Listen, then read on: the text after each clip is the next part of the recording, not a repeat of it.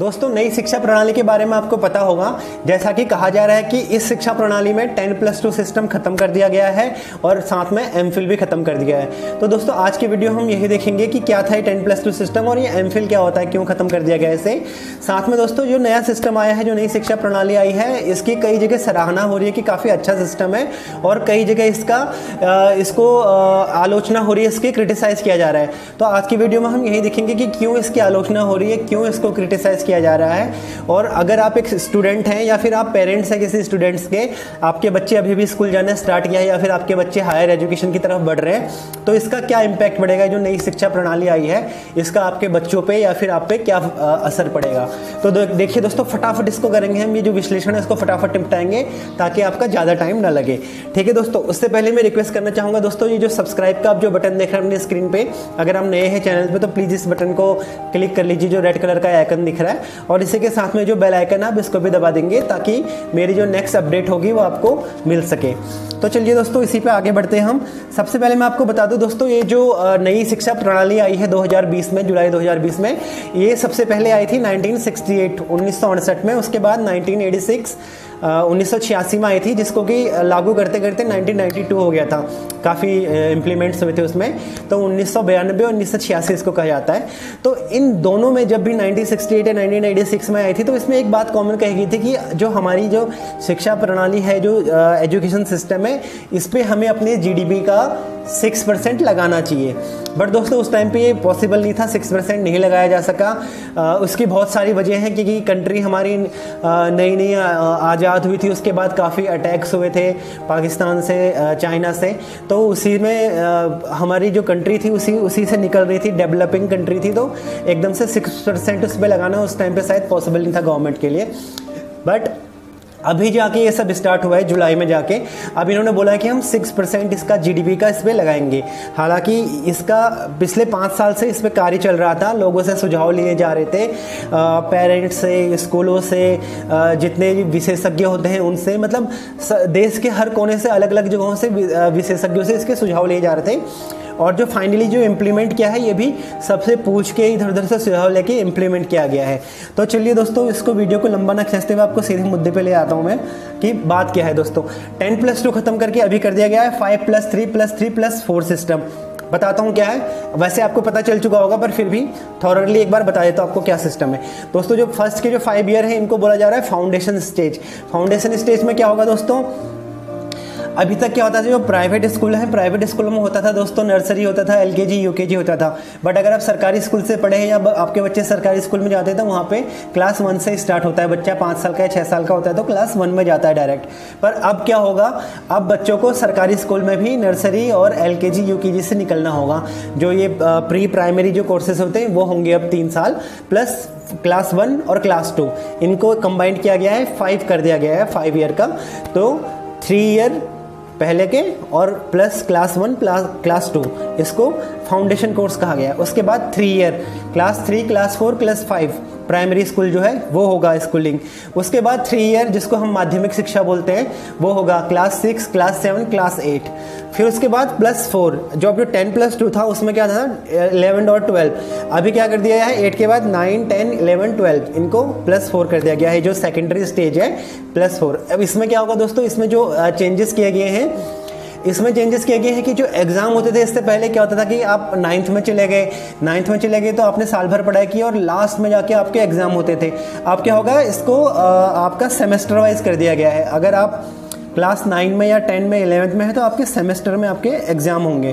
तो दोस्तों, इससे क्या होगा कि आपको लगातार पूरे साल पढ़ाई करनी पड़ेगी। इससे पहले क्या होता था, बच्चे लास्ट में फाइनल एग्ज़ाम का ही वेट करते थे और तभी अपनी स्टडी पे फोकस करते थे।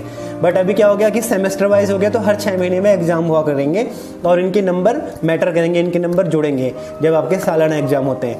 ठीक है दोस्तों, अभी खबर दोस्तों, आपने न्यूज़ चैनल पे सुना होगा, 2 तरह की खबर आ रही थी कि जो बोर्ड एग्जाम होते हैं वो शायद अब केवल 12 में ही होंगे। बट जो अभी मैंने स्टडी IQ से जो अपडेट लिए हैं, उसमें ये बताया गया है कि 10th में भी आपका बोर्ड एग्जाम हो सकता है और 12th में भी होगा। ठीक है दोस्तों, तो दोनों में आपके बोर्ड एग्जाम होंगे, बट साइड बाय साइड आपके सेमेस्टर वाइज है पढ़ाई वैसी भी चलती रहेगी। ठीक है दोस्तों, और इसमें क्या क्या अपडेट है वो मैं आपको बता दूं दोस्तों। जो सेकेंडरी स्टेज होगा 9 से 12 तक सेमेस्टर वाइज होगा। और सब्जेक्ट की इसमें आपको थोड़ी आज़ादी मिल रही है। सब्जेक्ट में अभी तक क्या होता था दोस्तों, 11th 12th में आप जाते थे तो जो हमारा जो सब्जेक्ट है वो 3 हिस्सों में बांटे गए थे, साइंस, कॉमर्स और आर्ट्स। तो अभी क्या कर दिया गया है, अभी स्टूडेंट्स को लिबर्टी है कि वो अपने सब्जेक्ट चूज़ कर सकते हैं। इससे पहले जो आर्ट साइड का जो स्टूडेंट होता था वो साइंस नहीं ले सकता था, और जो साइंस वाला होता था वो आर्ट नहीं ले सकता था, कॉमर्स वाले साइंस नहीं ले सकते थे। तो इस तरह की कुछ बाध्यता होती थी, कुछ बाउंडेशन होती थी ऐसे। बट अभी क्या कर दिया गया, अगर आप आर्ट के स्टूडेंट हैं तो आप साइंस का सब्जेक्ट भी ले सकते हैं अगर आपकी रुचि है उसमें, या फिर आप कॉमर्स भी ले सकते हैं। तो ऐसे ही जो 5 या जो 6 सब्जेक्ट होंगे वो आप चूज़ कर सकते हैं, जिसमें आपको इंटरेस्ट है आप वो सब्जेक्ट ले सकते हैं। तो ये एक बहुत बड़ी बात है, ये स्टूडेंट्स के लिए अच्छा हो गया, एक उनको एक ऑप्शन मिल गया। और साथ में एक चीज़ और कर दी गई इसी में कि अगर आपको लगता है जैसे आप 10th में, ये जो आपको इन्फॉर्मेशन दे रहा हूँ मैं, ये मैंने स्टडी IQ से ली है। तो दोस्तों इसमें एक एग्जांपल दिया था कि इनके सपोज जैसे आप 10th में हैं, 10th में आपने देखा कि आपने मैथमेटिक ली है और वो मैथमेटिक आपको लग रहा है कि काफ़ी हार्ड है, आप नहीं कर पाएंगे। तो जो एडवांस मैथ है आप उसको छोड़ के जब एग्ज़ाम देंगे वो आप जो मीडियम मैथ है उसमें भी एग्जाम दे सकते हैं। तो जो कठिन वाली गणित है उसको छोड़ के आपके लिए मीडियम मैथ करके आएगी, आप उसमें भी एग्जाम दे सकते हैं ताकि आप पास हो सके। अगर आपको लगता है कि आप 10+2 करने के बाद ये जो सेकेंडरी जो लेवल है इसको पार करने के बाद जब हायर एजुकेशन लेंगे तो आप जो सब्जेक्ट चुनेंगे उनमें मैथ का कोई रोल नहीं होगा, या फिर आप जो फ्यूचर में जो काम करने जा रहे हैं उसमें मैथमेटिक्स का कोई रोल नहीं होगा, तो आप आसान सब्जेक्ट चूज कर सकते हैं 9th में, 10th में, 11th में, 12th में। ठीक है दोस्तों, तो ये तो हो गया सेकेंडरी का। और इसके साथ एक और इंटरेस्टिंग चीज जो मुझे लग रहा है कि फीडबैक सब जगह से लिया गया है, तो जो कार्यालय होते हैं, जो ऑफिस होते हैं, वहां के लोगों ने मेरे ख्याल से शायद ये सजेशन दिया होगा कि स्टूडेंट को सेल्फ असेसमेंट का भी ऑप्शन दिया जाना चाहिए। तो अब जो स्टूडेंट है वो खुद को असेस कर पाएंगे, खुद को असेस करेंगे, खुद को भी नंबर देंगे, और जो आपके साथ के जो स्टूडेंट हैं वो भी आपस में नंबर दे सकते हैं। आपको नंबर आपके जो सहपाठी हैं वो भी नंबर देंगे आपके बिहेवियर पे, आपके उस पे। तो ऐसे करके सारे नंबर मैटर करेंगे, नंबर जुड़ेंगे, आपके स्टूडेंट, आपके टीचर आपको नंबर देंगे। तो इस तरह का एक संरचना बनाई जा रही है। ठीक है दोस्तों, अब इसमें आलोचना क्या हो रही है, क्रिटिसाइज क्या किया जा रहा है दोस्तों। जो सबसे पहले हम आ जाए, अगर हम प्राइमरी की बात करें उससे पहले आ जाए फाउंडेशन कोर्स की हम बात करें, तो वहाँ पे कहा जा रहा है कि सरकारी स्कूलों में भी अब प्री नर्सरी, जो नर्सरी या फिर उसके बाद जो LKG UKG होता था उसकी पढ़ाई की जाएगी।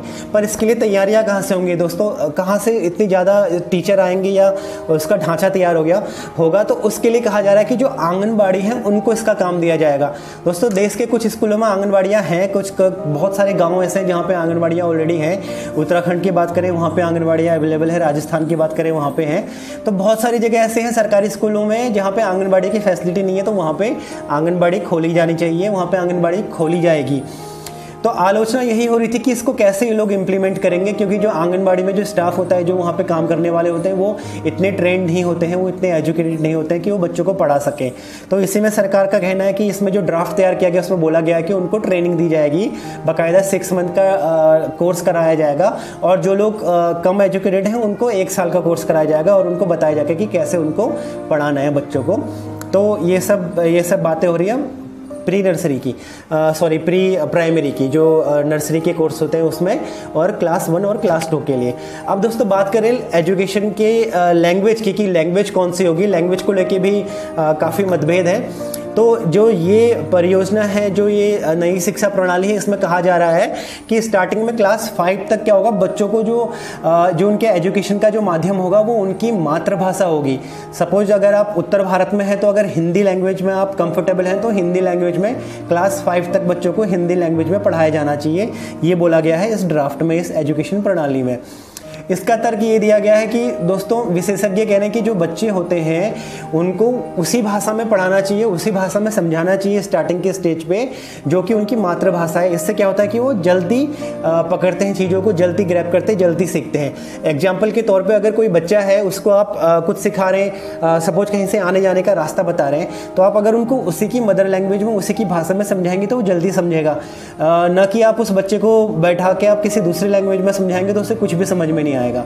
तो ये तर्क दिया जा रहा है, इसलिए कहा जा रहा है कि देश भर में जो भी स्कूल होंगे जो प्राइमरी और जो 5 तक पढ़ाएंगे तो वो उनकी मातृभाषा में ही पढ़ाया जाएगा। किसी की मातृभाषा हिंदी है तो उसमें, किसी की कन्नड़ है उसमें, किसी की तेलुगु है उसमें, तो देश भर में जो मातृभाषा उसी में उसकी पढ़ाई की जाएगी 5th तक। बट जिसकी आलोचना हो रही है वो आलोचना इसलिए हो रही है दोस्तों क्योंकि ये जो नियम है ये सरकारी स्कूलों पे लागू होंगे सख्ती से, बट जो प्राइवेट स्कूल हैं उनका क्या, वहाँ तो इंग्लिश मीडियम चलती है।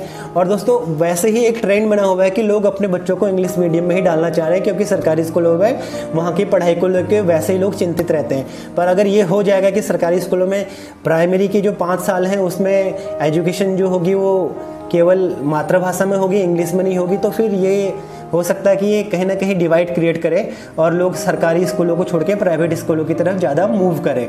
और क्योंकि इसको पूरे देश भर में एकदम से ऐसे भी लागू नहीं किया जा सकता, क्यों? क्योंकि ये राज्य सरकार पे भी निर्भर करता है। जो शिक्षा प्रणाली आती है वो राज्य सरकार पे भी निर्भर करती है, वो भी उसमें चेंजेस कर सकते हैं। तो दोस्तों अगर इम्प्लीमेंट हो भी जाता है तो जो आपने देखा होगा कई लोग अपने बच्चों को सरकारी स्कूलों की जगह प्राइवेट स्कूल में पढ़ाना प्रेफर करते हैं, तो वो वहीं भेजेंगे अगर उनको पता चलेगा कि जो एजुकेशन का जो मोड है वो इंग्लिश प्राइवेट में है और सरकारियों में मातृभाषा को ही प्रमोट कर रहे हैं। तो इससे क्या होगा कि आपने देखा होगा कि इंटरनेशनल लेवल पे इंग्लिश लैंग्वेज को वैल्यू दी जाती है। अगर आप जॉब करने भी जाते हैं तो इंग्लिश लैंग्वेज को ही प्रमोट किया जाता है। तो ऐसे में जो बच्चे हिंदी मीडियम से निकल के आएंगे उनको काफ़ी डिफिकल्टी होगी। बट जो ये तर्क दे रहे हैं, ये कह रहे हैं कि जो बच्चा मातृभाषा में सीखेगा क्लास 5 तक, उसकी नॉलेज, उसकी सोचने समझने की क्षमता ज़्यादा स्ट्रांग होगी। तो देखते हैं दोस्तों क्या होता है इसका। अभी तो ये ऐसे ही चल रहा है। इसके बाद हम बात करेंगे हायर एजुकेशन की। दोस्तों हायर एजुकेशन में कहा जा रहा है कि जो आप ग्रेजुएशन करेंगे वो 4 साल की हो जाएगी। शुरू के 3 साल आप वैसे ही नॉर्मल जैसे कोर्स होते थे वैसे ही होंगे। चौथा साल जो होगा वो रिसर्च के लिए होगा, रिसर्च प्रोग्राम। बट इसमें जो चेंजेस हुए वो सबसे अच्छा चेंज ये हुआ है दोस्तों, जैसे कि आप इससे पहले सपोज आप बीए कर रहे थे, आप बीए हिस्ट्री से कर रहे हैं, किसी भी सब्जेक्ट्स कर रहे हैं, आपने फर्स्ट ईयर के एग्जाम दिया, सेकंड ईयर के एग्जाम दिया, किसी कारणवश किसी वजह से आप उसके बाद नहीं पढ़ पाए, आपने केवल फर्स्ट ईयर किया उसके बाद आप नहीं पढ़ पाए। इससे पहले क्या होता था, आपको 3 साल पढ़ना मैंडेटरी था, अगर हम नहीं पढ़ेंगे तो डिग्री नहीं मिलेगी, सर्टिफिकेट नहीं मिलेगा। तो अभी क्या होगा, अगर आप फर्स्ट ईयर के आपने एग्जाम दिए, फर्स्ट ईयर क्लियर कर लिया, तो उसको सर्टिफिकेट कोर्स कहा जाएगा और आपको एक सर्टिफिकेट दिया जाएगा कि आपने इस सब्जेक्ट में पढ़ाई की, 1 साल कंप्लीट किया है। अगर आप 2 साल कंप्लीट कर लेते हैं तो आपको डिप्लोमा कोर्स दिया जाएगा। 3 साल कर लेते हैं तो आपको डिग्री दी जाएगी प्रॉपर। और अगर आप चौथा साल भी कंप्लीट कर लेते हैं, उस सब्जेक्ट में आप रिसर्च भी कर लेते हैं, तो फिर आपको डिग्री विद रिसर्च का सर्टिफिकेट दिया जाएगा। और उसके साथ जो 5वां साल है वो मास्टर डिग्री के लिए, आप मास्टर डिग्री जो होगी, एमए जो होगा वो 1 साल का होगा। तो दोस्तों इसी को कहा जा रहा था कि 10+2 सिस्टम खत्म कर दिया है, क्योंकि अभी सिस्टम जो हो गया है वो जो मैंने आपको बताया था दोस्तों 5+3+3+4 का कर दिया गया था। और साथ में एमफिल खत्म कर दिया है। एमफिल क्या होता है दोस्तों, जिनको नहीं पता उनको मैं बता देता हूँ। एमफिल होता था जो लोग पहले मास्टर करने के बाद पीएचडी करने जाते थे तो उनको बीच में एमफिल करना पड़ता था, ताकि वो एमफिल में क्या होता था, रिसर्च प्रोग्राम करते थे और रिसर्च में पार्टिसिपेट करते थे, तब जाके वो पीएचडी के लिए क्वालिफाई करते थे।